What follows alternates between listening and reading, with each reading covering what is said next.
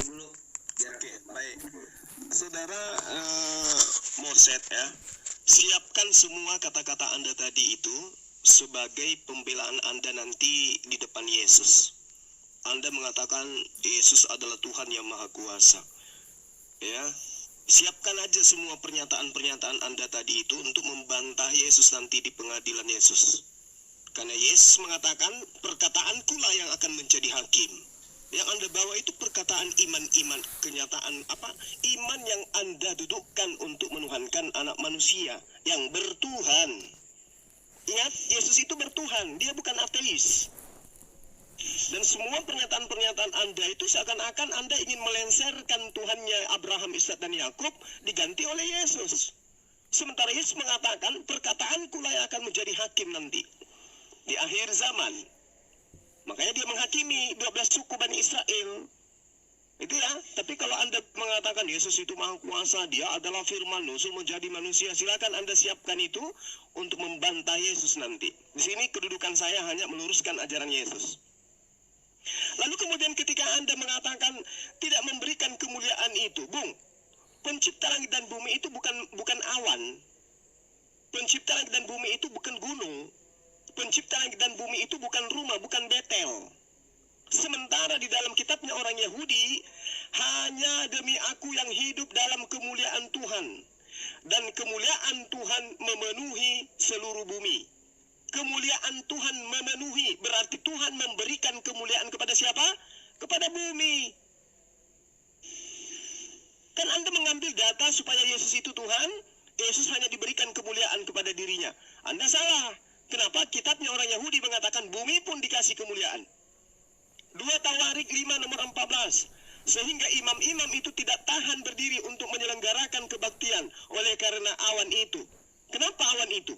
Karena awan itu diberi kemuliaan. Sebab kemuliaan Tuhan memenuhi rumah Tuhan. Apakah rumah Tuhan itu adalah Tuhan? Bukan. Tetapi rumah Tuhan itu diberi kemuliaan. Berarti bukan cuma Yesus yang diberi kemuliaan. Ya, teman siapa? Mose, Anda belajar lagi lah. Jangan karena Anda mendudukkan anak Maria yang manusia yang punya bapa ini, yang berbapa, artinya bertuhan, Anda dudukkan sebagai Tuhan itu sendiri. Makanya saya katakan di awal, tema kita itu adalah siapa yang akan diusir oleh Yesus. Siapa yang akan dihakimi oleh Yesus? Siapa yang akan dikatakan sebagai pembuat kejahatan oleh Yesus? Siapa yang akan menduduki tempat paling terendah di dalam kerajaan langit? Semua itu adalah Anda semua Kristen-Kristen. Anda nggak bisa membantah dan merujuk ajaran Yesus tertuju kepada umat Islam. Tunjukkan. Nggak ada kan? Yang ada merujuk kepada kalian. Enyahlah daripada aku kalian semua pembuat kejahatan. Siapa, apa indikasi pembuat kejahatan itu? Menyeru Yesus, mengusir setan dengan nama Yesus, bermujizat dengan nama Yesus, bernubuat demi nama Yesus. Siapa mereka? Islam atau Kristen? Kalian. Kalian yang akan diusir, bukan kami. Gimana timernya, Dek? 25. Oke. Jadi jelas ya, Anda tunjukkan di mana ajaran Yesus itu mengusir umat Islam. Yang mendudukkan dia sebagai nabi dan rasul. Nggak ada. Yang diusir adalah yang bermujizat, bernubuat, mengusir setan dengan menggunakan nama Yesus. Dan menyebut Yesus itu sebagai Tuhan. Siapa mereka? Hindu, Buddha, Kristen, atau Islam? Jadi siapkan diri Anda kemudian dengan berbagai macam alibi yang Anda bangun untuk membantah Yesus nanti di pengadilannya dia. Ya, sebab perkataanku lah yang akan menjadi hakim mereka nanti di akhir zaman. Siap-siap aja. Kalau umat Islam dipanggil, umat Islam maju, Bang Suma. Kamu kenapa menjadikan aku nabi? Loh, si itu yang aku. Kenapa kamu mengatakan aku hanya untuk Bani Israel? Si itu yang aku. Lalu kenapa kau tidak menuhankan aku, layaknya Kristen? Nah, si itu nggak pernah ngajarin. Bukankah perkataanmu yang menjadi hakim? Itu jawaban saya. Dan kalau Yesus itu adalah utusan Tuhan, maka dia tidak akan mengadili saya dengan cara yang curang.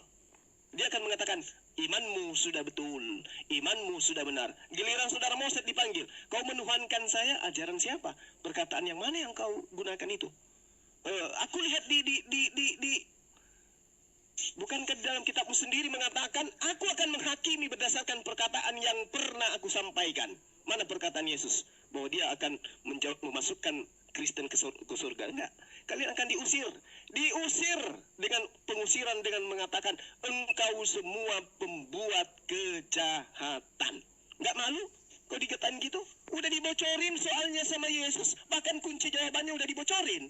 Masih juga kalian itu lebih kekeh mempertahankan keinginan-keinginan Paulus untuk mendudukkan Yesus itu sebagai pengganti daripada Allah Bapa.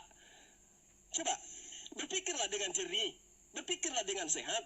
Yesus akan mengusir teman-teman Kristen. Kenapa? Karena Kristen adalah golongan manusia yang menghapuskan firman-firman Tuhan yang ada kepada Bani Israel, yang kemudian Kristen proklamirkan sebagai kutukan. Itu yang perlu saudara pahami. Yesus tidak pernah mengajarkan hukum Taurat itu adalah kutukan. Tapi Paulus mengajarkan hukum Taurat itu adalah kutukan, sehingga Yesus harus mati dengan cara terkutuk di atas tiang salib. Siapa yang tepuk tangan di situ kira-kira? Iblis atau Tuhan? Ketika hukum Taurat ini dihapuskan dengan darah Yesus, yang tepuk tangan siapa? Allah Bapa atau Allah Iblis? Silakan Binda Moto. Ya,